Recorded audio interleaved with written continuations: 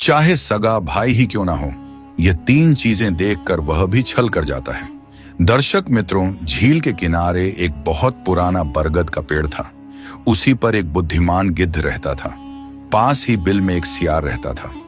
एक शाम सियार झील का पानी पीकर लौटा और पेड़ के नीचे आकर बैठ गया। वह कहने लगा, हे गिद्ध भाई, तुमने संसार बहुत देखा है। मुझे एक बात बताओ, क्या सगा भाई भी कभी छल कर सकता है? और अगर हां तो क्यों, किस कारण से? तब गिद्ध धीमे से हंसा और कहने लगा, सियार, मनुष्य हो या जानवर, जब मन की भावना बदलती है तो रिश्ते कमजोर पड़ जाते हैं। सगा भाई भी इन तीन चीजों को देखकर बदल सकता है। तब सियार एकदम चौंक कर कहने लगा, कौन सी तीन चीजें हैं जिन्हें देखकर सगे भाई की भी भावना खराब हो सकती है? तो गिद्ध एक कहानी सुनाता है और कहता है, हे सियार, तुम इस कहानी को ध्यान से सुनो। तुम्हारे प्रश्न का उत्तर इस कहानी से तुम्हें मिल जाएगा। बहुत समय पहले की बात है। एक शांत और खुशहाल गांव हुआ करता था। मिट्टी के घर, बैलों से जुते हुए खेत, तालाबों का पानी और आपस में मेलजोल रखने वाले लोग, उसी में इनकी दुनिया बसती थी। गांव के लोग सुबह होने से पहले खेतों में निकल जाते थे और स्त्रियां घर, परिवार और पशुओं की देखभाल में लगी रहती थीं। बच्चे धूल में खेलते और बूढ़े नियम की छांव में बैठकर जीवन की बातें सुनाते थे। पर एक दिन ऐसा तूफान आया जिसने उस गांव की नींव हिला दी। जंगल की तरफ से एक विचित्र और भयानक दानव गांव में आ घुसा। किसी ने उसका रूप पहले कभी नहीं देखा था, लेकिन रहस्यमयी बात यह थी कि गांव के कुछ बुजुर्गों ने कहा था कि यह दानव किसी प्राचीन श्राप का परिणाम है और इसे केवल निष्कपट हृदय वाला ही मार सकता है। उसके कार्यों ने सबको कंपा दिया था। पहली ही रात उसने गांव के पास बने खेतों में घुसकर फसलों को रौंद डाला। गेहूं की बालियां टूटी पड़ी थीं और मिट्टी जगह जगह दब गई थी। सुबह जब किसान खेतों में पहुंचे तो उनकी आंखों के सामने उजड़ा हुआ दृश्य था। कुछ ने माथा पीटा तो कुछ ने आसमान की ओर देखकर कहा, हे ईश्वर, ये क्या अनर्थ हो गया? लेकिन बात यही समाप्त नहीं हुई। अगली रात उस क्रूर पशु ने 2 गाय और एक बछड़ा मार डाला। उनके शरीर ऐसे फटे हुए थे कि देखने वालों की आत्मा कांप गई। तीसरे दिन एक किसान की खाल तक उधड़ गई और चौथे दिन एक बच्चे को वह अपने साथ घसीट ले गया। इसके बाद गांव में ऐसा सन्नाटा छा गया कि मानो किसी ने जीवन की गति ही रोक दी हो। दर्शक मित्रों, जब भय घर कर लेता है तो साहस भी द्वार बंद कर लेता है। गांव के लोग अब रात को घरों के दरवाजे लकड़ी की बलियों से बंद कर देते थे। पशुओं को बांध कर रखने की बजाय कोठरी में छिपा देते थे। कोई अकेला बाहर निकलने का साहस नहीं करता था। खेतों में काम आधा रह गया और बच्चों की चहल पहल एकदम समाप्त हो गई थी। जब डर अपनी सीमा पार कर जाए तो मनुष्य सहायता की पुकार लगाता है। गांव के कुछ बुजुर्ग, महिलाएं और युवक मिलकर राजा के पास सहायता मांगने पहुंच गए। वे महल के बाहर इकट्ठे होकर जोर जोर से महाराज को पुकारने लगे। राजा ने जब सुना कि गांव वाले किसी बड़ी विपत्ति में हैं, तो उसने तुरंत उन्हें दरबार में बुलाया। एक बूढ़ा किसान आगे बढ़कर कहने लगा, महाराज, वह दानव हमारे खेत उजाड़ चुका है, हमारी गाय खा चुका है और अब हमारे बच्चों की जान ले रहा है। हम असहाय हो गए हैं, कृपा करके हमारी रक्षा कीजिए। एक और किसान ने कहा, अगर यही हाल रहा तो हम भूखे मर जाएंगे। फसल नहीं, पशु नहीं और प्राणों का भी कोई भरोसा नहीं। राजा ने सबकी पीड़ा सुनी और तुरंत घोषणा की, जो भी इस दानव को मार देगा उसे मैं भरपूर सोना, चांदी और ढेर सारा पुरस्कार दूंगा।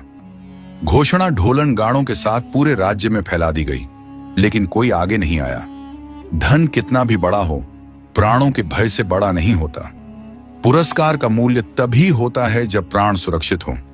मित्रों, इस प्रकार से कुछ और दिन बीत गए। दानव के आक्रमण बंद नहीं हुए, डर बढ़ता गया। खेत सूखने लगे और गांव में रोना धोना बढ़ गया। राजा ने सोचा कि सिर्फ धन की घोषणा से काम नहीं चलेगा। तब उसने दूसरी बड़ी और चौंकाने वाली घोषणा की, जो इस दानव का वध करेगा, मैं अपनी इकलौती बेटी का विवाह उसी से कर दूंगा। साथ में आधा खजाना भी पुरस्कार में दूंगा। मित्रों, यह सुनकर पूरे राज्य में हलचल मच गई। राजकुमारी सुंदर भी थी और समझदार भी। लोग आपस में बातें करने लगे, क्या कोई सचमुच अपने प्राण दांव पर लगाएगा? राजकुमारी का हाथ और धन भला प्राण गवाकर कौन पाएगा? फिर भी किसी ने साहस नहीं दिखाया। राजा भी समझ गया कि डर सोने से नहीं टूटता, साहस से मिटता है। लेकिन उस गांव में दो ऐसे युवक थे जिनके भाग्य अब इस कहानी को मोड़ देने वाले थे। कहते हैं मित्रों, कठिन समय में कर्म से भागने वाले बहुत होते हैं, पर इतिहास उन्हीं का बनता है जो संकट का सामना करते हैं। राजा की दूसरी घोषणा पूरे गांव में आग की तरह फैल गई थी। लोग चर्चा करने लगे थे कि जो उस क्रूर पशु को मार देगा वह ना सिर्फ धनी हो जाएगा बल्कि राजकुमारी का पति भी बनेगा। ऐसे अवसर सदियों में एक बार आते हैं, लेकिन खतरा भी उतना ही बड़ा था। गांव के ज्यादातर युवक डर के कारण अपने घरों में छिप गए थे। किसी के मन में यह साहस नहीं था कि वह प्राण देकर पुरस्कार की आशा करें। यही वह समय था जब गांव के एक निर्धन किसान के दो बेटे आगे आए। उनका घर मिट्टी का था, छत पर फूस पड़ी हुई थी और मां के पास इतने बर्तन तक नहीं थे कि एक बार में दोनों बेटों को भोजन परोस सके। पिता बूढ़ा हो चला था और फसल घटने के कारण घर में हमेशा भूख और चिंता का वातावरण रहता था। कई रातें उन्होंने केवल पानी पीकर गुजारी थी। इन दोनों भाइयों में बड़ा भाई शरीर से मजबूत और चतुर दिमाग वाला था। उसका नाम विक्रम था। गांव भर में ऐसे ही जाना जाता था कि जिससे भलाई की उम्मीद कम और अपने लाभ का डर ज्यादा हो। उसे हमेशा लगता था कि संसार चतुरों का है और जो सीधेपन में समय गंवाता है वह मुसीबत ही कमा लेता है। वह अक्सर कहता था, निर्धनता भाग्य से नहीं मूर्खता से आती है। वही छोटा भाई अर्जुन स्वभाव से थोड़ा शांत, विनम्र और बड़ा दयालु था। वो अपने छोटे छोटे कामों में प्रसन्न रहता था, दूसरों की सहायता करता और अपने हिस्से का भोजन भी जरूरतमंद लोगों को दे देता। उसकी मां अक्सर कहती थी कि बेटा, सीधी राह पर चलने वाला देर से ही सही पर सही मंजिल तक जरूर पहुंचता है। जब राजा की नई घोषणा इन दोनों भाइयों ने सुनी तो वे कुछ देर तक चुप रहे। विक्रम की आंखों में अचानक चमक आ गई। उसने सोचा, अगर मैं दानव को मार दूं तो मुझे राज्य, सोना और राजकुमारी सब मिल जाएंगे। निर्धन रहकर बूढ़ा होने से तो बेहतर है कि मृत्यु से लड़कर राजसी जीवन पाया जाए। मरना ही पड़ा तो कम से कम प्रयास करते हुए मरूंगा। दूसरी ओर अर्जुन के मन में दूसरी भावना थी। उसने सोचा, अगर मेरे प्राण किसी और की रक्षा में लग जाए तो यह भी कम नहीं है। गांव डर में जी रहा है। अगर मैं कुछ कर सका तो अच्छा होगा और अगर ना कर सका तो मृत्यु भी व्यर्थ नहीं जाएगी। शाम को दोनों भाइयों ने अपने माता पिता से बात की। बूढ़े पिता ने कांपती आवाज में कहा, बेटा, प्राण देकर धन किस काम का? हमें तुम्हारी आवश्यकता धन से ज्यादा है, लेकिन निर्धनता की पीड़ा अक्सर विवेक को पीछे धकेल देती है। विक्रम ने माता पिता से कहा, क्या आपने कभी सोचा है कि उम्र भर ऐसे ही झेंगे? अगर सफल हुआ तो हम सबकी जिंदगी बदल जाएगी, अगर ना हुआ तो वैसे भी भूख से मर ही रहे हैं। अर्जुन ने चुपचाप सिर झुका लिया। उसकी मां की आंखों में आंसू आ गए, पर उसने कोई रोक टोक नहीं की। बस इतना बोली, अगर जाना ही है तो ईश्वर का नाम लेकर जाना, लालच के लिए नहीं, लोगों की भलाई के लिए लड़ना। सुबह होने से पहले दोनों भाई तैयार हो गए। विक्रम मजबूत डंडा और लोहे की धारदार तलवार लेकर निकला। उसने अपने जूते भी पहने और कमर में छोटी छुरी बांधी। अर्जुन ने केवल एक साधारण लाठी उठाई और एक पुराने थैले में रोटी बांध ली। चलने से पहले मां ने दोनों का माथा चूमा और कहा, जिस रास्ते में स्वार्थ चलता है वहां साथ नहीं चलता बेटा। राजा के सैनिकों ने दोनों को महल में बुलाया। राजा ने उनकी वीरता की सराहना की और कहा, तुम लोग 2 दिशाओं से निकलो, शायद वह दानव किसी को मिल जाए। जो लौटेगा वो अकेला लौटना चाहिए, जीत कर। उसके इन शब्दों में इशारा तो था, पर भावनाएं नहीं थीं।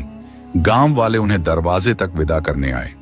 कुछ ने आशीर्वाद दिया, कुछ ने मन ही मन ईश्वर से प्रार्थना की। विक्रम चलते चलते बोला, देखते हैं किस्मत किसकी सुनती है, शक्ति की या भोलेपन की। उसके चेहरे पर व्यंग और घमंड दोनों थे।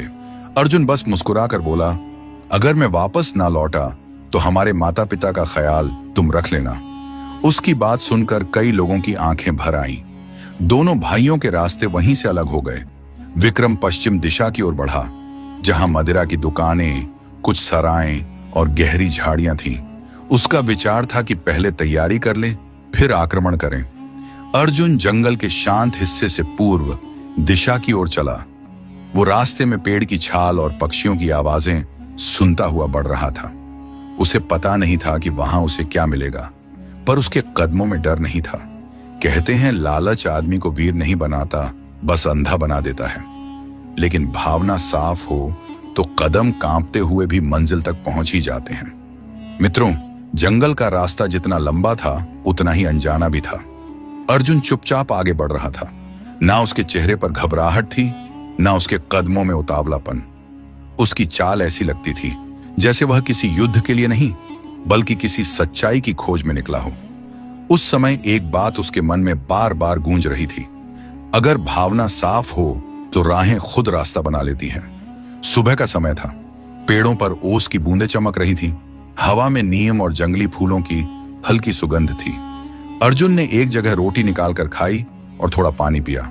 उसके साथ ना घोड़ा था, ना साथी, ना कोई हथियार, बस एक सीधी लकड़ी और एक सीधा इरादा। काफी दूर निकलने के बाद अचानक उसने झाड़ियों के पास सरसराहट सुनी। पहले लगा कोई जंगली जानवर होगा, पर फिर झाड़ियों से देखा कि धीरे धीरे एक साधु निकलकर उसके सामने आ खड़ा हुआ। उसका कद बहुत छोटा था, लेकिन उसकी आंखों में अजीब चमक थी। बाल सफेद थे, चेहरा झुर्रियों से भरा था, पीठ पर जानवरों की खाल से बना थैला था और हाथ में चमकदार नीले रंग का त्रिशूल था। अर्जुन ने हाथ जोड़कर नमस्ते किया और कहा, आप कौन हैं बाबा? इस रास्ते पर अकेले कैसे आए हैं? तब वह साधु मुस्कुराया। उसकी आवाज धीमी और बहुत असरदार थी। कहने लगा, मैं उन लोगों के सामने आता हूं जो लोभ के लिए नहीं, लोक कल्याण के लिए चलते हैं। तुम्हारे कदमों में स्वार्थ नहीं था, इसलिए मैं यहां खड़ा हूं। अर्जुन चकित था, प्रशांत।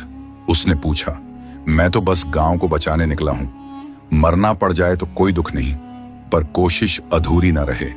साधु ने उसकी आंखों में झांक कर कहा, धन के लिए निकले होते तो मैं राह बदल लेता, मगर तुम दया और साहस के कारण यहां आए हो, इसलिए यह त्रिशूल तुम्हारा है।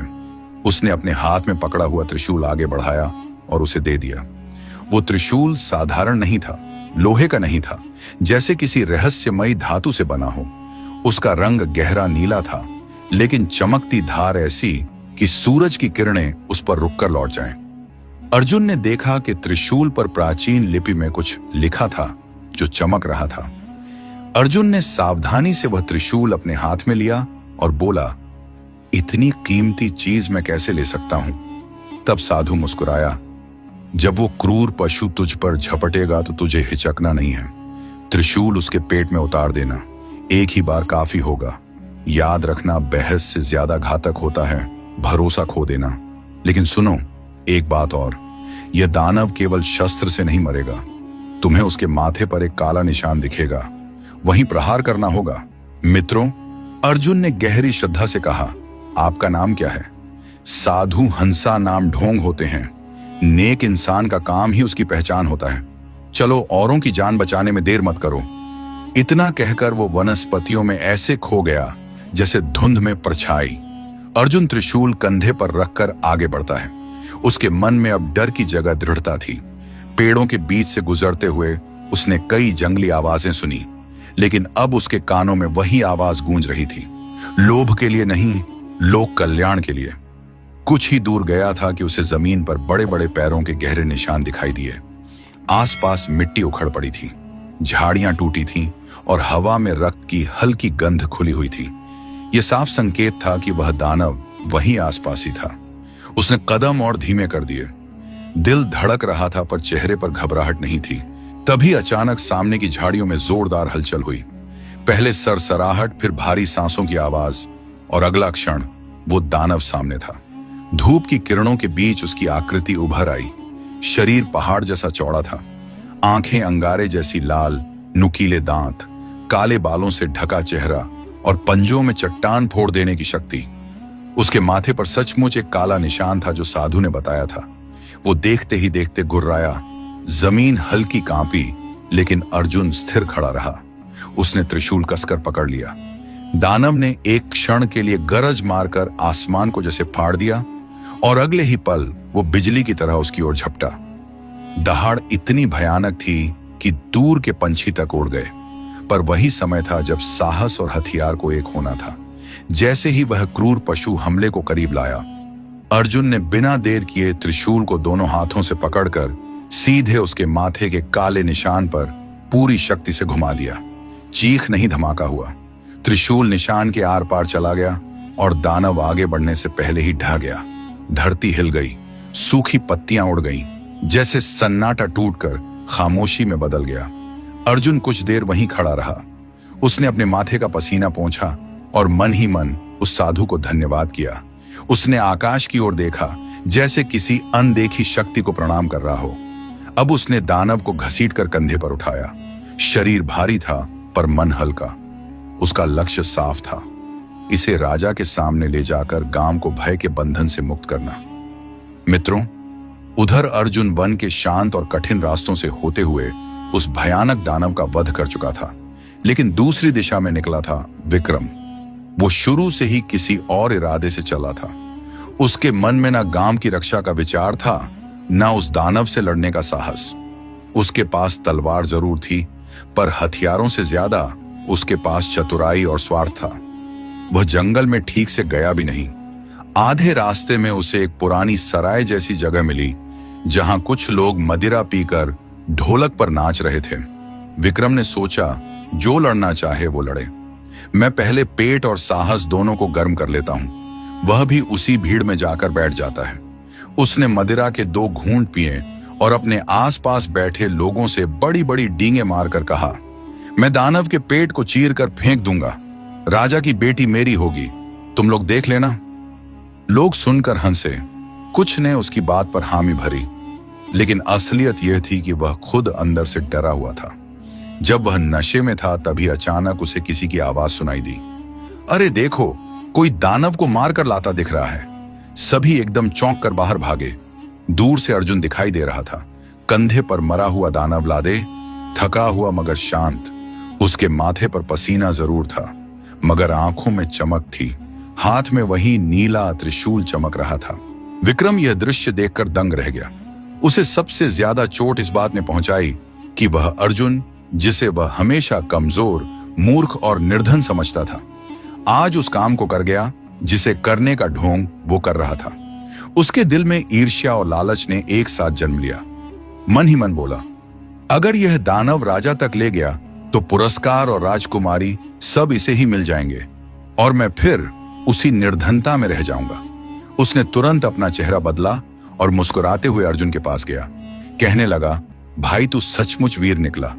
पहले विश्राम कर ले, थोड़ी देर बैठ जा। इतना भारी दाना उठाकर तू थक गया होगा। आ जरा पानी पी और शरबत पी ले, फिर हम दोनों साथ में राजा के पास चलेंगे। अर्जुन ने भोलेपन से सोचा कि बड़ा भाई सच में खुश है। उसने त्रिशूल अपने कंधे से उतारा और दानव वहीं पास में रख दिया। फिर वो उसके साथ बैठ गया। विक्रम ने प्यार से पहले पानी दिया, फिर चुपके से मदिरा भी पिलाता रहा। धीरे धीरे अर्जुन नशे के असर में ढीला पड़ने लगा। उसने सब कुछ बता दिया था। भाई, यह त्रिशूल मुझे जंगल में एक साधु ने दिया था, उसी की वजह से मैं दानव को मार पाया। उसने बताया था कि माथे के काले निशान पर ही प्रहार करना है।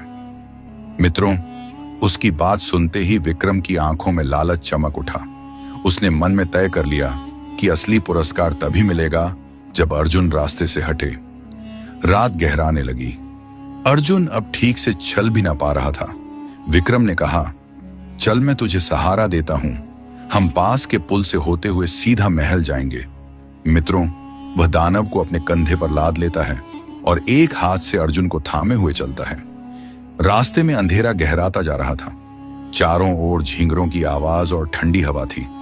अर्जुन अर्ध बेहोश सा उसके साथ चल रहा था। जैसे ही वह जंगल के बीचों बीच बने उस पुराने पुल पर पहुंचे तो विक्रम रुक जाता है। पुल के नीचे तेज धारा वाली नदी बह रही थी। वो एक क्षण को चुप रहा, फिर धीरे धीरे अपने चेहरे से बनावटी मुस्कान हटाकर बोला, तूने वीरता तो दिखाई, लेकिन पुरस्कार के योग्य मैं हूं, तू नहीं। अर्जुन कुछ कह पाता, इससे पहले ही विक्रम ने उसे दोनों हाथों से धक्का दे दिया। नशे के असर और अनजाने वार से वो संतुलन नहीं बना पाया और सीधे पुल के नीचे गिर पड़ा। उसका शरीर पानी में गिरते ही धारा में बहने लगा। तैरना भी नहीं आता था। कुछ ही क्षणों में आवाज तक डूब गई। विक्रम ने नीचे झांका और संतोष की सांस ली। फिर वो नीचे उतरकर कुछ दूर जाकर पानी से उसका शरीर बाहर निकाला और किनारे गड्ढा खोदकर उसे वहीं दबा दिया। मिट्टी डालते समय उसके चेहरे पर न लज्जा थी न पछतावा। उसने मन ही मन कहा, अब पुरस्कार और दुल्हन मेरी है, किसे पता चलेगा कि सच्चा विजेता कौन है। सुबह होते ही वो उस मरे हुए दानव को कंधे पर उठाकर राजा के महल की ओर चल पड़ा। गांव वालों ने जब उसे उस दानव के साथ देखा तो उसकी वीरता की बातें करने लगे। कोई नहीं जानता था कि उसके हाथ पर रक्त नहीं पाप लगा है, और यही वह मोड़ था जहां सच्चाई का सिर कट गया और झूठ ताज पहनने चल पड़ा था। मित्रों, विक्रम मरे हुए दानव को कंधे पर रखकर राजा के दरबार में पहुंचता है। थकान का ढोंग करते हुए उसने ऊंची आवाज में घोषणा की, महाराज, आपकी प्रजा को सताने वाला दानव मर चुका है, उसे मैंने अकेले मार गिराया। मित्रों, यह सुनकर दरबारी चौंक गए। राजा ने उसकी तथाकथित वीरता की प्रशंसा की और उसी समय सोने के सिक्कों की एक थैली उसे दे दी। साथ ही यह भी घोषणा कर दी कि अगले शुभ दिन पर उससे राजकुमारी का विवाह किया जाएगा। मित्रों, सारे गांव में घी के दिए जलने लगे, ढोल बजने लगे। लोग कहने लगे, जिसने मृत्यु को हराया उसी को राज्य और दुल्हन मिलनी चाहिए। लेकिन अर्जुन अभी तक घर नहीं लौटा था। मां बाप ने कई दिनों तक उसकी राह देखी। जब वह नहीं लौटा तो लोगों ने यह मान लिया कि शायद वह दानव का शिकार हो गया होगा।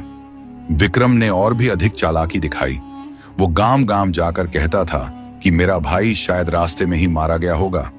अगर वह बचा होता तो मुझसे पहले यहां तक पहुंच जाता। लोग उसके शब्दों को सच मान बैठे। झूठ जब आत्मविश्वास के साथ बोला जाए तो कुछ समय के लिए सच लगने लगता है, लेकिन हमेशा के लिए नहीं। दर्शक बंधुओं, इधर समय बीतता गया। राजा विवाह की तैयारियों में जुटा था।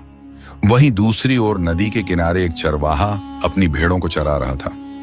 पानी के पास मिट्टी थोड़ी खिसकी हुई थी और वहीं उसे एक चमकती हुई सफेद अजीब सी हड्डी दिखाई दी। वह कहने लगा, अरे ये तो बड़ी ही मजबूत है, इससे मैं अपनी बांसुरी बनाऊंगा। उसने चाकू से छेद करना शुरू किया और तभी वो हड्डी खुद बोल पड़ी। आवाज गूंज उठी मानो किसी ने अपना दर्द बहा दिया हो। ओ प्यारे भाई चरवाहे, तू पा जरा, मेरी हड्डी बजा दे। दुख की धुन सुना। भाई ने छल किया, पुल से नीचे गिराया, लोभ के अंधकार में जीवन मेरा बुझाया।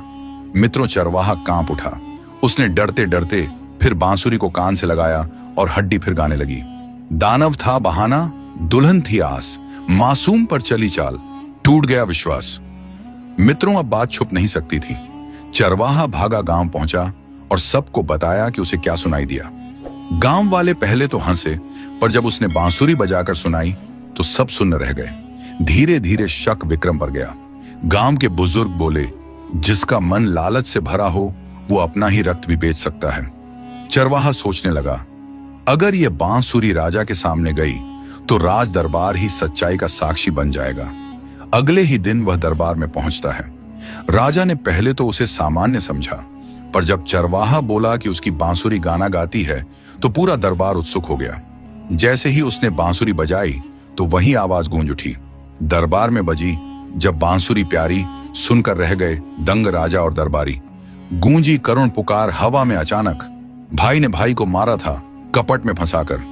मित्रों, सभा मंडप में सन्नाटा छाया था।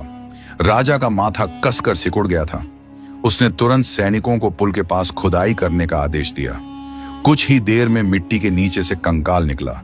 उसके पास कपड़ों की बची खुची झलक और उसी नीले त्रिशूल की मूठ पाई गई। प्रमाण ने जुबान खोल दी। विक्रम के चेहरे का रंग उड़ गया। घबरा कर कहने लगा, मैंने कुछ नहीं किया, ये सब झूठ है। लेकिन सत्य अब चुप नहीं था। राजा ने सख्ती से पूछा तो आखिरकार वह टूट गया। उसने अपराध स्वीकार कर लिया और दरबार में खड़े सब लोग उसके चेहरे को घृणा से देखने लगे। राजा ने क्रोध और शोक के मिले स्वर में कहा, जिसने स्वार्थ में अपने ही रक्त के साथ विश्वासघात किया, उसके लिए इस धरती पर कोई जगह नहीं है। उसे उसी पुल के पास फांसी दी गई जहां उसने अपने छोटे भाई को धक्का दिया था। मित्रों, यह दंड नहीं, न्याय था। अर्जुन की हड्डियों का सम्मान पूर्वक दाह संस्कार किया गया। मन से आहत राजा ने गांव जाकर उसकी चिता के पास सिर झुकाकर कहा, सत्य कभी मरता नहीं, बस समय आने पर सामने आता है। गांव के लोग उसके अंतिम संस्कार में उमड़ पड़े। औरतें रोती रहीं, किसान मौन खड़े रहे, बच्चे तक गंभीर हो गए। उस दिन गांव वालों ने 3 बड़ी बातें सीखी। पहली बात, लोभ रिश्तों को काट देता है। दूसरी बात, सच को दबाया जा सकता है, मिटाया नहीं जा सकता। तीसरी बात, जो दूसरों की भलाई के लिए चलता है उसका नाम कभी नहीं मरता। राजा ने राजकुमारी का विवाह नहीं कराया। उसने घोषणा की कि उस सच्चे युवक की याद में गांव में पत्थर का एक चबूतरा बनाया जाएगा और हर साल उसके नाम पर न्याय दिवस मनाया जाएगा। और वह बांसुरी उसे किसी ने फिर नहीं बजाया, पर उसकी कहानी पीढ़ी दर पीढ़ी गाई जाती रही। कहते हैं सच की डगर कठिन हो सकती है, पर अंत में उसी की विजय होती है। जिस घर में स्वार्थ पनपता है वहां विश्वास मर जाता है। मिट्टी सब ढक सकती है, पर इंसाफ की हवा देर स्वेर सब उखाड़ देती है। गिद्ध ने कहा, हे सियार बंधु, अब मैं तुम्हें बताने जा रहा हूं वे 3 चीजें कौन सी हैं जो सगे भाई की भी भावना खराब कर सकती हैं। पहली है धन, दूसरी है सत्ता या पद, तीसरी है स्त्री की लालसा और विवाह का स्वार्थ।